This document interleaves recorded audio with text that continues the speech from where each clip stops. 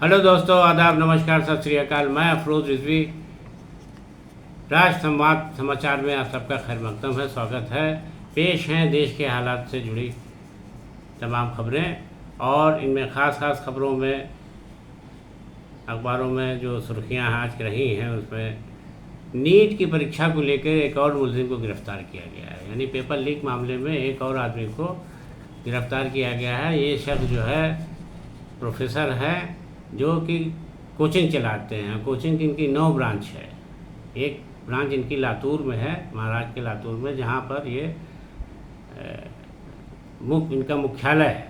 तो यहाँ से इनको गिरफ्तार किया गया है। इन्होंने नीट की परीक्षा के पेपर लीक कराने में के लिए उसमें इनकी मिलीभगत थी, और ये अपनी जो कोचिंग चलाते हैं उसकी 9 ब्रांचें हैं। 9 ब्रांच में सिर्फ यही पढ़ाई जाती है, नीट की ही परीक्षा की तैयारी के लिए। तो अब इनको गिरफ़्तार कर लिया गया है। अभी तक हुई गिरफ्तारी में ये 10वें मुलजिम हैं जिनको गिरफ़्तार किया गया है। पुलिस के मुताबिक सीबीआई को ये इत्तला मिली थी कि एक कोचिंग लातूर में भी चलती है, जहाँ पर ये संदेह किया जा रहा था कि यहाँ भी पेपर लीक करने का मामला है। तो तार जुड़े हुए हैं। तो जब पुलिस ने सीबीआई ने तफ्तीश शुरू की है तो वहाँ तक पहुँच गई और इनको गिरफ़्तार कर लिया है। बहरहाल अब तक इस मामले में जो गिरफ्तारियाँ हुई हैं नासिक, पूना, लातूर, दिल्ली, जयपुर, गुरुग्राम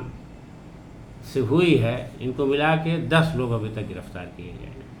अब इनसे पूछताछ की जाएगी कि अभी तक इससे पहले इन लोगों ने और क्या क्या कांड किया है। इस तरह के पेपर हर साल होते होंगे, या जब भी होते होंगे पेपर, और ये लोग इस तरह से लीक करा के अपनी कोचिंग को आगे बढ़ा रहे थे, और वहाँ से पास होने वाले लड़कों का पोस्टर छाप करके, विज्ञापन दे करके कितने पैसे कमा रहे थे।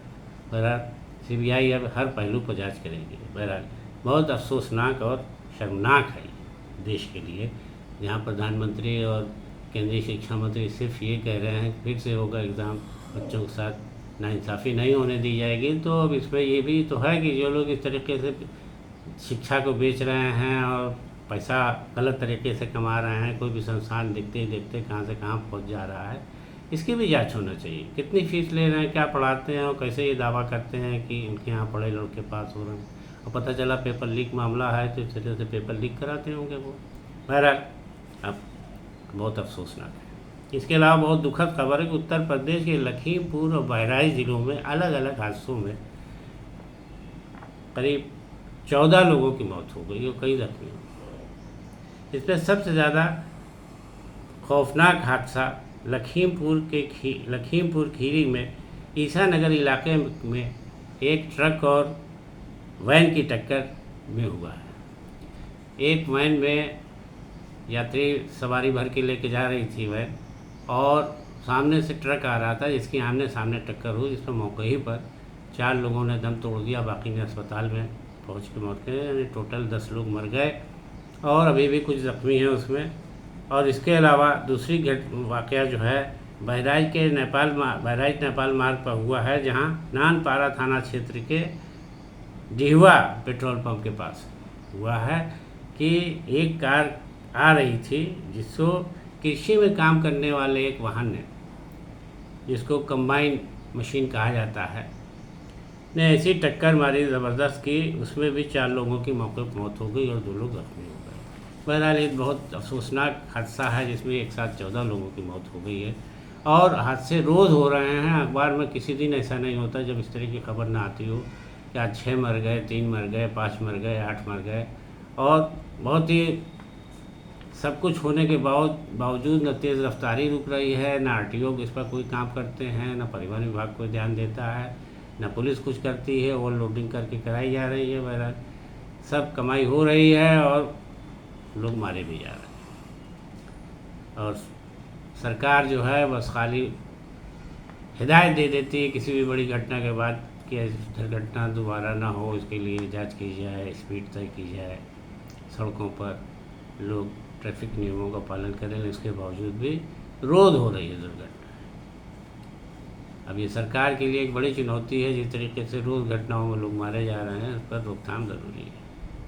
इसके अलावा नागपुर में आरएसएस के दफ्तर के सामने गोली चलने का वाक़या हुआ, फायरिंग हुई है। अब वहाँ पर सनसनी फैल गई है और नागपुर महाराष्ट्र का ज़िला है जहाँ पर आरएसएस राष्ट्रीय स्वयंसेवक का मुख्यालय है। तो वहाँ पर फायरिंग के वाक़े को लेकर के पुलिस तफ्तीश कर रही है कि असल ये फायरिंग क्यों की गई, किसने की, क्या इरादा था उसका, लेकिन अभी कुछ पता नहीं चल पाया है। लेकिन बात दहशत का माहौल तो है ही है।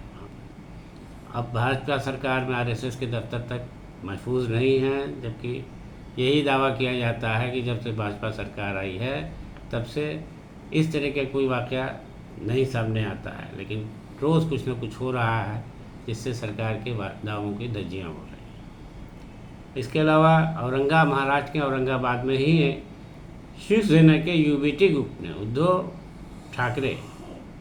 उद्धव बाल ठाकरे गुट ने महाराष्ट्र के किसानों को प्याज की मुनासिब कीमत दिलाने की मांग को लेकर के प्रदर्शन किया है और सरकार पर आरोप लगाया है कि उसकी अनदेखी से हर साल किसानों को नुकसान उठाना पड़ता है। अगर सही कीमत नहीं मिलती तो किसान उसको ऐसे ही खेतों में ज़ाया कर देते हैं, नष्ट कर डालते हैं।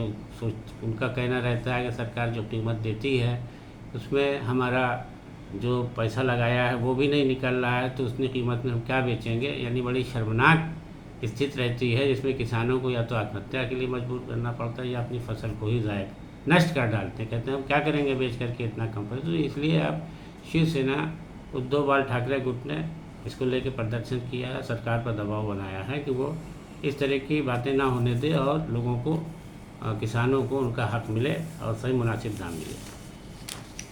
और इसके अलावा पश्चिम बंगाल में शुभेंदु अधिकारी के एक निजी सचिव के कत्ल के मामले में सीबीआई ने एक अहम मुलजिम को गिरफ्तार किया है। सीबीआई का दावा है कि यही सही असली मुलजिम है, लेकिन बहरहाल अभी ये बात पूरी तरह से सामने नहीं आई है कि उसने इस वाक़े को कैसे अंजाम दिया है, क्या है, अभी तो पूछताछ से पता चल पाएगा। इसके अलावा केरल में चुनाव सुधार का काम करने वाली एक एजेंसी की तरफ से, एक एनजीओ की तरफ से ये दावा किया गया है कि 20 मिनिस्टर में से 18 लोगों पर आपराधिक मामले हैं जो उन्होंने अपने चुनाव के वक्त छिपाए हैं।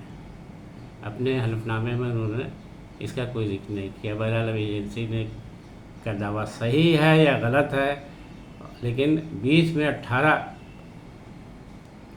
मंत्रियों पर आपराधिक मामले दर्ज होना बड़ी बात है। अब जबकि चुनाव आयोग और सरकार और तमाम पार्टियां ये दावा करती हैं कि हम बिल्कुल अपराध से जुड़े किसी भी आदमी को टिकट नहीं देते हैं, नहीं चुनाव लड़ने और चुनाव में अपराधियों की घुसपैठ नहीं होने देंगे, लेकिन सब हो रहा है।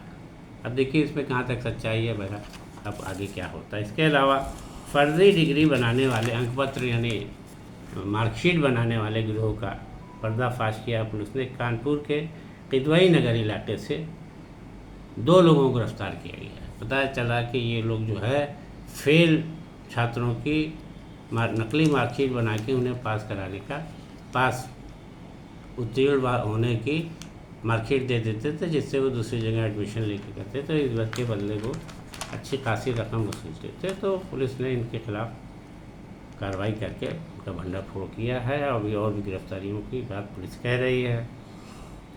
इसके अलावा कानपुर से सटे बांदा में गैस सिलेंडर में आग लगने से 9 लोग झुलस गए। बताया जाता है कि खाना बनाते वक्त घर में अचानक गैस सिलेंडर में आग लग गई, जिससे देखते ही देखते 9 लोग झुलस गए। बहरहाल सभी को अस्पताल में भर्ती कराया गया है और गैस से पर कंट्रोल किया गया। फायर ब्रिगेड ने पहुंच करके और सिलेंडर को वहां से निकाल लिया गया है। और इसके अलावा गंगा में इफ्तार पार्टी करने के मामले को लेकर के जो मामला चल रहा था, उसमें जिन लोगों को बंद किया गया था, गिरफ्तार किया गया था और उनको अदालत में पेश करके उन पर मुकदमा चलाया गया था, तो इलाहाबाद हाई कोर्ट ने उनको ज़मानत दे दी है। बहरहाल अब ये है कि ज़मानत दी है, उसके बाद भी उनको मुकदमा चलेगा या मुकदमा रहेगा, ये तो आने वाला वक्त बताएगा। तो दोस्तों आज के लिए इतना ही, दीजिए इजाज़त, नमस्कार, आदाब।